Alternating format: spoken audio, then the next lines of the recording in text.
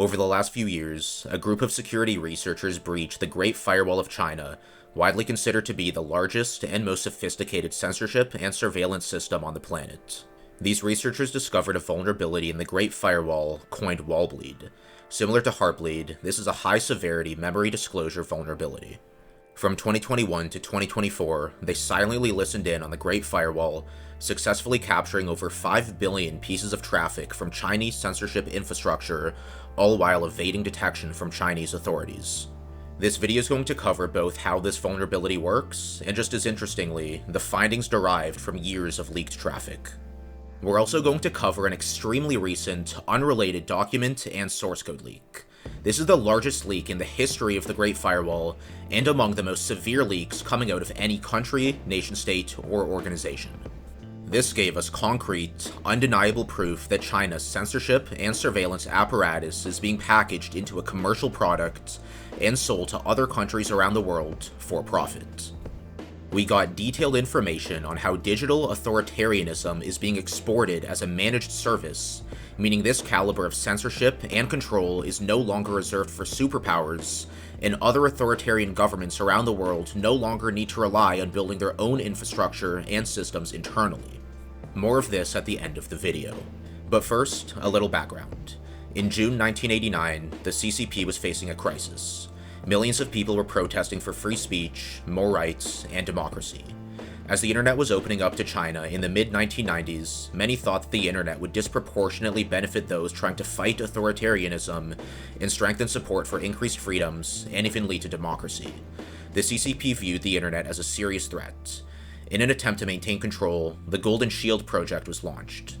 Outside of China, the consensus at the time was that implementing mass censorship on the internet would be futile, but in hindsight, the consensus was wrong. China went on to build one of the largest, most sophisticated, and most successful censorship and surveillance systems in the world.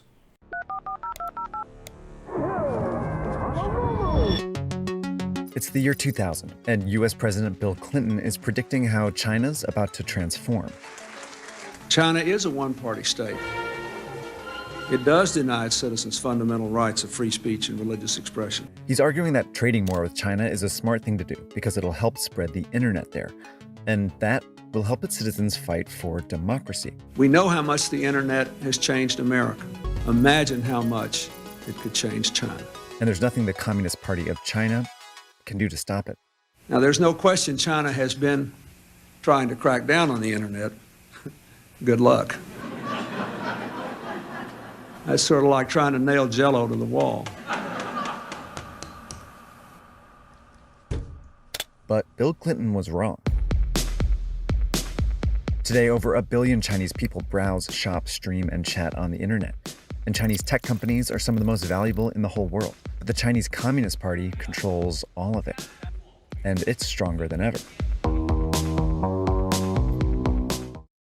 Similar to Russia, China ranks among the lowest in the world for internet freedom, but unlike Russia, internet censorship and surveillance is significantly more advanced and far more difficult to circumvent. Internet censorship in Russia has been discussed on this channel previously. Before we get started, I would recommend that you check out my video on Russia's arms race against the Tor project. This video explains that circumventing Russian censorship is possible with bridges and pluggable transports. Russia has an incredibly difficult time blocking these transports due to a concept known as collateral damage. I also mentioned that countries like Turkmenistan are quite successful with their censorship, as their corruption has turned collateral damage into a business of bribery. However, in that video, I said something very interesting about China. Essentially, collateral damage means that for countries to block Tor, they would also need to block some of their own operations. By attempting to make the price of this collateral damage as high as possible, Tor tries to make it not worth it to have these countries block them. Interestingly, in countries like China, this concept is actually becoming less effective in recent years, as a lot of traffic within China is contained within the country without leaving. Russia is taking a brute force approach, where they censor various resources, leaving their citizens with little alternatives, prompting them to search for ways to circumvent the blocks. China, on the other hand, is building their own version of the internet domestically. The pressure to evade censorship is far less pressing when you already have access to your own Chinese version of search engines, social media, commerce platforms, and much more. Rather than approaching censorship strictly from a technical standpoint like Russia, China took a step back and addressed the underlying cultural and social factors. China's not the only country to do this. Iran is also doing something very similar by building their own internet, known as the National Information Network of Iran. This leads into a fascinating social observation. If censorship comes from the government, the citizens of that country will tend to view it in a negative light. However, if it comes due to external factors, such as sanctions from different countries, it can actually have the opposite effect. In 2018, the United States issued sanctions against Iran in something known as the Maximum Pressure Campaign. In short, Western social media companies started to block Iranian accounts. This had the effect of legitimizing services internal to Iran, as Iranian users felt let down by Western social media, rather than being forcefully censored by their own government. As a result, this now lets Iran be more aggressive with their censorship while incurring less collateral damage. This effect was explained nicely by Roger. So one of the big ones is when Russia invaded Ukraine, a lot of Western companies are like, haha, I'm going to sanction them. We heard about ISPs that are like, I'm de-peering from Russia, that'll show them. And then we heard about Western companies like Facebook and Google and so on saying, I'm going to stop allowing Russians to have like Gmail accounts, and that'll show them. We'll punish them. We'll put pressure on them. And the key to realize, a couple of years ago, Trump was trying to do something similar in Iran. It was called the Maximum Pressure Sanctions Program. And he would call up like Netflix and Google and Facebook and be like, I know the law doesn't require this, but could you, like, everybody who speaks Farsi, could you like turn off all their accounts? Thanks. And the problem with that is Iran periodically was trying to like isolate themselves from the internet. Their goal is they want their own halal internet. They want their own like safe, religiously okay Facebook, their own Google, their own Gmail, their own whatever. And every time Iran tried to cut themselves off from the internet, everybody in the country is like, fuck you, you blocked Google. I don't like this. I need you to stop the censorship. Whereas when Trump said, hey, Google, can you like turn off all the accounts of all the people from Iran? Now, when they block Google, nobody cares because Google has already screwed them. Google has demonstrated that it has no interest in having them as users. So that means that those sanctions cause the government of Iran to be able to block more things without any collateral because there's nobody who's left who's angry because the Western companies let them down anyway. We're seeing a very similar thing happen in China, which is one of the reasons why China's censorship is so effective.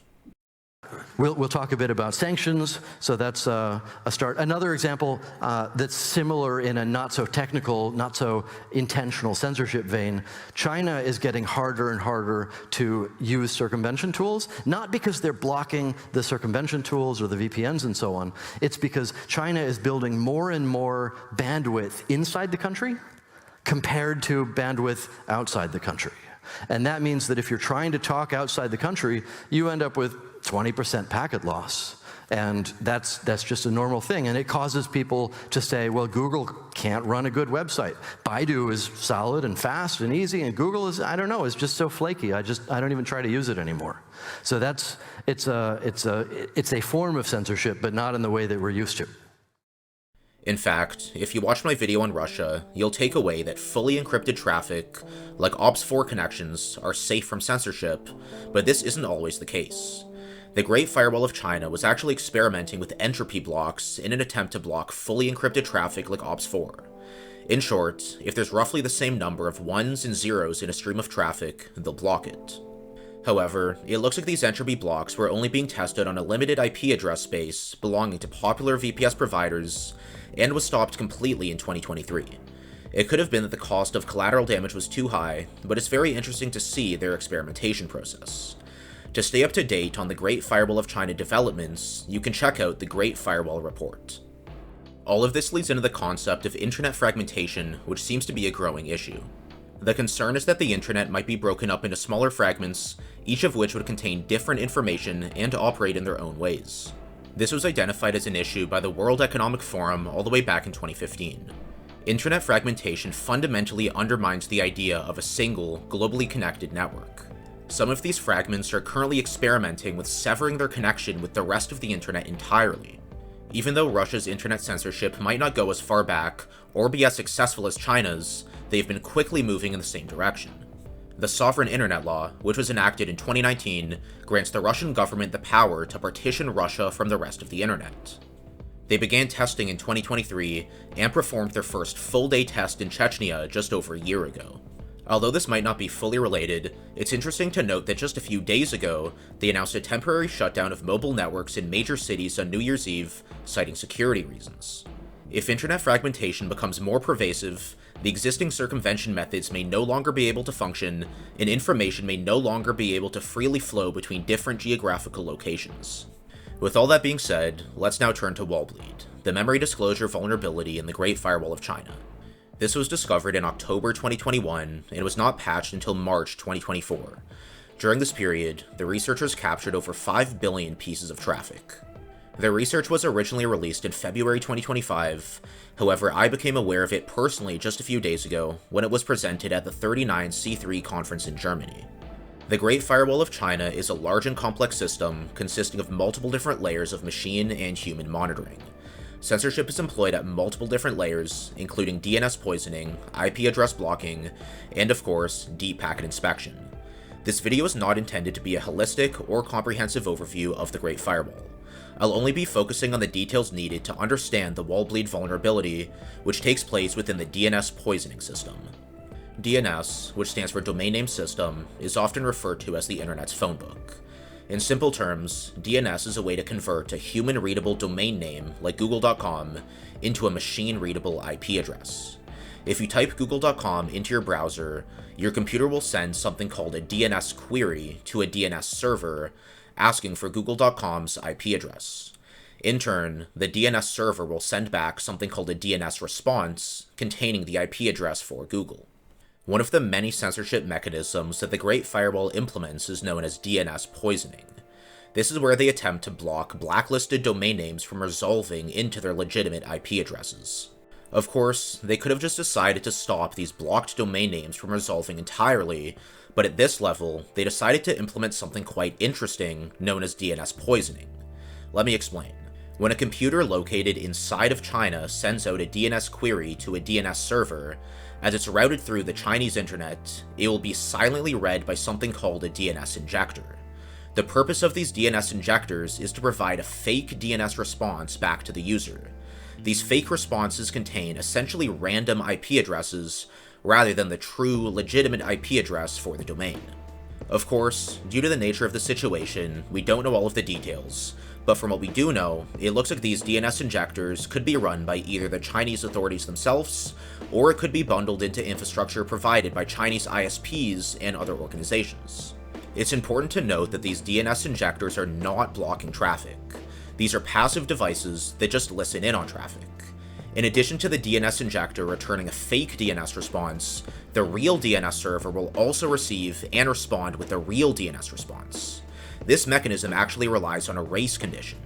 The goal is to have the injector's fake response reach the user before the DNS server's real response.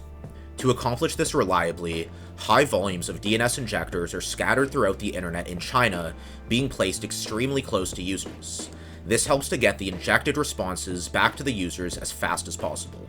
Since the fake response from the DNS injector will be received by the user's computer before the real response from the real DNS server, the fake response will be accepted as the true answer and will remain not only in the device's cache, but also in all of the downstream DNS servers that it passed through along the way. Once the real, duplicate response arrives, their device will simply discard it. Due to the amount of DNS injectors scattered throughout the internet in China, the security researchers point out that it's common to see 2 or even 3 injected responses before seeing the real response. Even though the user's computer will accept the first response it receives as the real response, you can simply just open up Wireshark and view all of the duplicate responses. This is a screenshot of what it looks like when a computer located inside of China queries for get-i2p.net, which is a blocked domain name, even using the Quad 8 DNS server, which is located outside of China. We can see multiple fake responses from various DNS injectors containing random IP addresses before we see the real response come in last. The interesting thing is that these DNS injectors will respond with fake responses to any DNS traffic routed through China. Even if the destination IP address does not belong to a DNS server, and even if the source IP address is located outside of China, these DNS injectors will still monitor and respond with fake responses. All it takes is for any DNS traffic to be routed through China. Let's go ahead and take a look at this in real time. So this is going to be very interesting. Right now I'm located outside of China. As I said previously, anytime you route DNS traffic through China, even if it's not even destined to a DNS server, we're still going to see multiple DNS responses come back from these fake DNS injectors. Let's go ahead and take a look. So what I'm going to do right now is I'm just going to go ahead and head to Baidu.com. This is a website being hosted in China. We can go ahead and take a look at the IP for Baidu.com that my browser connected to, and we can see that's 111.63.65.103. We can also go ahead and do an NS lookup here on Baidu.com, and we should see the same thing come back. Of course, in real life, multiple different IPs can be bound to a domain, not just one. I'm just simplifying things for the video, but we can go ahead and see that out of these four, this is the one that my browser chose to connect to. If we go ahead and take this IP and just run it through an IP geolocation lookup, we can go ahead and sure enough, we can confirm that this IP is being hosted inside of China. So what I'm going to do right now is before I go ahead and show you what these injected responses look like if you route DNS traffic through China, I'm just going to go ahead and show you what normally happens if you're outside of China just when you go through a regular DNS lookup. So what I'm going to do is I'm just going to be using facebook.com as an example. I'm going to go ahead and I'm going to start a packet capture, just filtering for responses containing Facebook, and we're just going to be worried about the A records for now. So I'm going to go ahead and I'm going to do an NS lookup on facebook.com, and as soon as I click enter, since we're not routing through China, we should only see a single response come through. Sure enough, we just get a single standard query response, and we can go ahead and look at the answers, and obviously we see this IP. And if we go ahead and paste this into the IP geolocation lookup, we should see that this is just an IP in Canada that sure enough belongs to Meta, as it should. This is just how things work normally. Now what we're going to do is we're actually going to be showing that when we route the exact same DNS traffic through the country of China, we should see multiple responses come back from these DNS injectors, even though we're not even sending this to a real DNS server, which just goes to further sort of show that this is not real responses. This is coming from these injectors. So what I'm going to do now is I'm going to do an NS lookup on a domain that's banned in China, like facebook.com, but this time I'm going to specify this is the IP address, the 111.6365.103. This is the IP of Baidu, which is just a random IP in China. This does not belong to a DNS server. We're simply just sending this DNS traffic into China.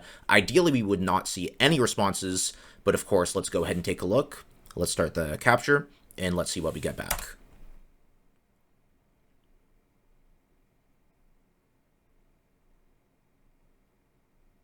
And sure enough, we get back two different responses instead of one. Again, ideally it should have been 0, but we get two different responses. Both of these would have been from a Great Firewall of China DNS injector. If we go ahead and look in the first one, we're going to see an IP that should just be a random IP. Now, how the DNS system works is we have a transaction ID. The same transaction ID, OX0004, would have been sent on the DNS query, and then we get the same one back on the reply. Because this is a duplicate reply, we actually see this 0x0004 transaction ID come back on both, which should not happen. When we click on the second one, Wireshark is actually putting this in yellow, basically saying this normally shouldn't happen. This is a duplicate packet. And sure enough, we get back two different IP addresses, since these essentially are just randomly generated IP addresses coming back. And of course, now we can go ahead and take one of these randomly generated IPs. This should not belong to Facebook, since this came from the injector. And we can go ahead now and put this in the IP geolocation lookup. And I don't know what this is going to belong to, since apparently it will be random. Sure enough, it looks like it belongs potentially to Twitter. I'm not sure exactly, but this is definitely not going to be belonging to Facebook. We can go ahead and do the same thing here with this IP, and this is probably going to belong to something completely different.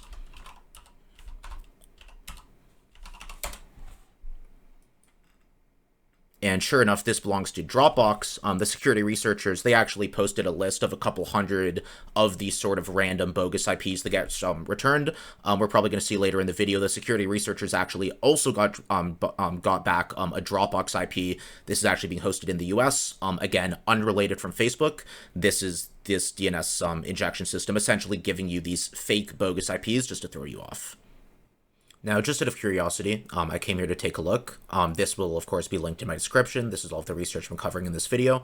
If we scroll down, I believe, to Appendix A, we actually have a massive list, as I said, from the researchers on these sort of fake IPs that is being returned. We can go ahead, sure enough, this one that belongs to Dropbox was actually listed in this list. And if we go ahead and take a look at this one that I received, cool, so it looks like they're actually both still in this list, again, proving these are not coming from a DNS server, these are indeed coming from these fake DNS injectors inside of China. Now that we understand how DNS poisoning works inside of China, let's go ahead and take a look at the Wallbleed vulnerability. As I mentioned previously, this is similar to Wallbleed. The premise of these vulnerabilities is quite simple. In short, these DNS injectors accept user-provided data alongside a specified length of this data. The server response is dependent on the length provided by the user. The key to these vulnerabilities is that the server fails to validate the length provided by the user. This means that if the user artificially increases the length it provides, the server will end up responding with more data than it should have. This is known as a memory disclosure vulnerability. In the case of Wallbleed, the user-provided data and length is contained within the DNS query that the Chinese DNS injectors scan. Let's take a look at the structure of one of these DNS queries in more detail. Let's focus on how the domain name is structured into the query. Each part of the domain name will fall into a name field and a name length field. If we query for the domain facebook.com, the first part, being Facebook, will be specified in the name field, along with the name length, which in this case is 8 characters. The second part, com, will also be specified in another name field, along with its name length, which in this case is 3 characters. At the end, there will be a terminator. Let's go ahead and take a look at these fields in real time. Let me start by doing an NSLookup on facebook.com. Let me start my capture. This time we're not just going to be filtering for DNS responses, but also for the DNS queries. Let's go ahead and click on enter. Sure enough, we can see a query and a query response. In this case, we're going to be interested in the query. Now, as I said, because Facebook is 8 characters long, we can click here right before Facebook, and we see a 08, since it's 8 characters long, and since com is 3 characters long, we can click here, and we see a 03, since it's 3 characters long, and sure enough, it ends off with a 0 just to terminate. We can go ahead now and do the same thing, but let's say on google.com, which is 6 characters instead. Let's go ahead and change my filter. Sure enough, we can see the query and query response for Google. Same thing here, right before the Google, we now see a 06, since Google is 6 characters long. Com, we still see a 03, and of course it ends off with a terminator. And just to be clear, it's this field right here, the 03 before the com. This specific field, this is what we're actually going to be increasing artificially in order to trigger the Wallbleed vulnerability. I think in the first example, we just increased this from 03 to 20, and then eventually it's going to be increased all the way up to FF, just to leak the maximal amount of data. So this is the field that we're actually artificially going to be increasing. Now that we understand this concept, let's take a look at how this can be abused. This is how a regular query looks, along with a regular injected response. If we manually increase the last name length field to be larger than what it should be, such as 20 instead of 03, we actually observe a memory leak. This injected response not only includes a fake IP, but it also includes a chunk of extra data from the DNS injector's memory. In this case, the leaked data was actually UPnP traffic, which shouldn't even be on the public internet in the first place. After this vulnerability was discovered, the researchers went on to craft the optimal DNS query in order to leak the maximal amount of data from a DNS injector. First, they wanted to find the shortest possible censored domain name. At the time of the research, they used a domain called 3.tt. Second, it turns out that if you completely remove the Q-type and Q-class fields at the end of the query, the DNS injector will still respond with leaked memory. Lastly, they increased the length in the last name field to FF, which is the maximum allowed in this field. With this specific query, the DNS injector will leak 124 bytes per query. During their probing, 3.tt actually fell off the block list, however, they were able to change this to 4.tt instead. The 4.tt domain used to belong to a gambling site, which is one of the categories blocked by the Great Firewall. In addition to this, beginning in September 2023, China actually started to roll out patches to Wallbleed. The DNS injector stopped responding with leaked memory to the specifically crafted DNS queries. All they needed to do to overcome this was to put the Q-type and Q-class fields back in, and the memory leak actually returned. They coined this Wallbleed v2, which wasn't patched for a few additional weeks.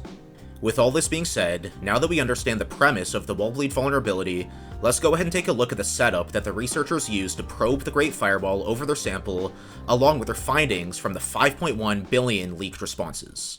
The researchers sent 100 packets per second from their lab in the US to a Tencent VPS under their control in China over the course of approximately 2 years, collecting a total of 5.1 billion Wallbleed responses from these DNS injectors. What they found was incredibly interesting. You'd think that these DNS injectors would only handle DNS traffic, but this was not the case. They found real live internet traffic from users in China, not just DNS traffic.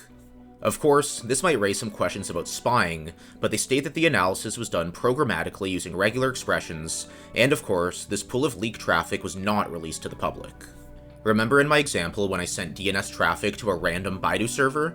Since you have the ability to direct this DNS traffic to any arbitrary IP address, you actually have the ability to conduct targeted surveillance.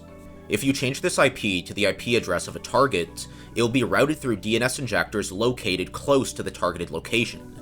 This means that you will collect leaked Wallbleed data from these specific DNS injectors, which have a high probability of containing traffic belonging to the target. It turns out if you pick a specific IP, you can get injectors near that location.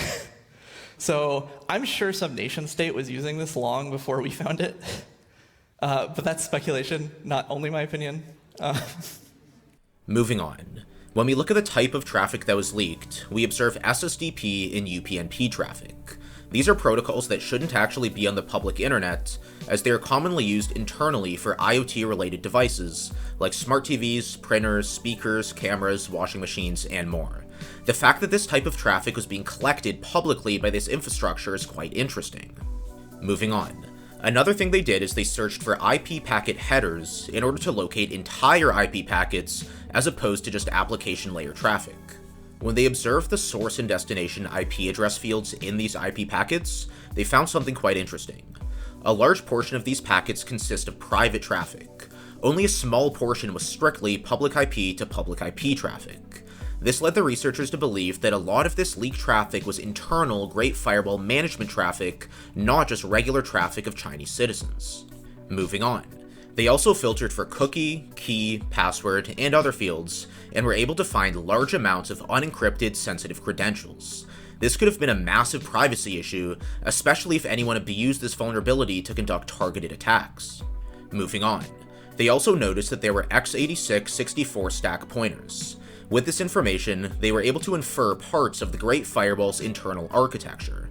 I won't go too deep into the technical specifics on this, but in short, they were able to use this leaked information as a type of side channel to infer when the Great Firewall was being patched in real time.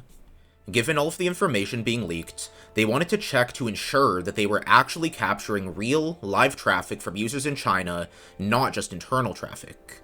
They devised an experiment to see if they could capture their own probe traffic. For a period of time, they sent 30 UDP packets per second containing the specific string GFWBleed.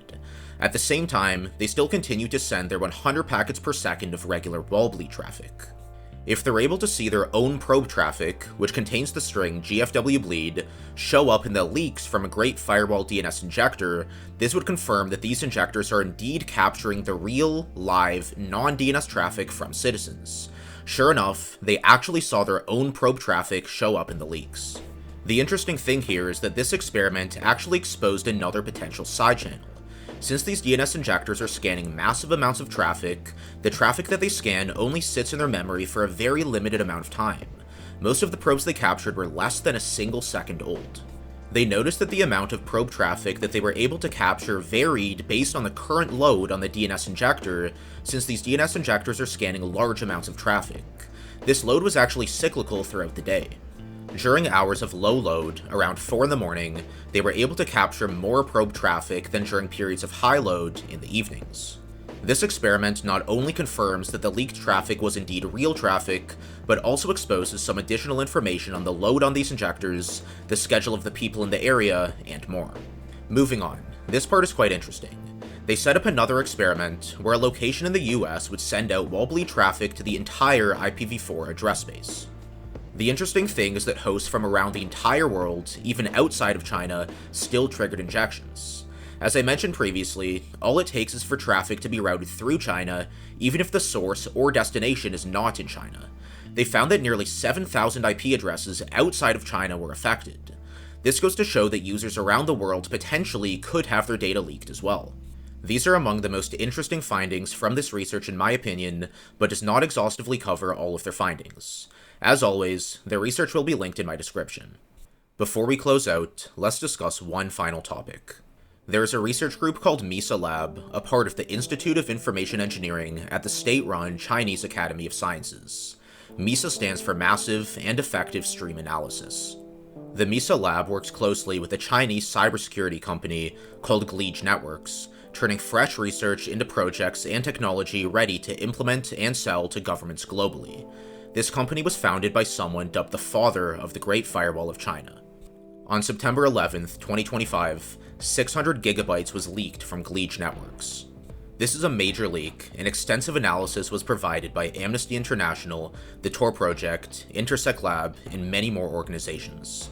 This is to date the largest internal document and source code leak in the history of the Great Firewall, and among the most severe leaks coming out of any country, nation-state, or organization.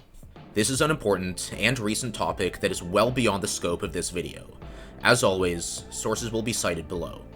One interesting thing to note is that these leaks reveal that this state-run censorship and surveillance apparatus is being packaged into a commercial product and exported to other countries such as Kazakhstan, Ethiopia, Pakistan, and Myanmar, and includes another mystery customer referred to by the codename A24. The researchers are not yet sure who this might refer to. In short, Geedge is effectively exporting digital authoritarianism as a managed service, meaning this caliber of censorship and control is no longer reserved for superpowers, and other authoritarian governments around the world no longer need to rely on building their own infrastructure and systems internally. Anyways, I bring up this leak since it contains something that these researchers found interesting. This leak contains the commit log of a DNS platform within MESA. Around the time the patches were rolled out, they noticed a memory leak issue being patched in response to abnormal DNS packets. It sure looks like this might have been used in the Great Firewall and potentially the source of the vulnerability. After further inspection, it looks like this was likely unrelated to the Wallbleed vulnerability. However, it is quite interesting to note. Due to the recency of the Geedge leak, I'm not yet sure what other information may surface. They mentioned that a lot of papers are currently on the way on the Geedge leaks. Since these leaks also include large amounts of source code, they also mentioned that they are actively looking into ways to exploit Geedge. This brings us to the end of this video. As previously stated, Wallbleed was fully patched in March 2024 and remains non-operational to this day. If you made it this far, you might be interested in subscribing to the channel, turning on notifications, and checking out some of my other content. And as always, thanks for watching.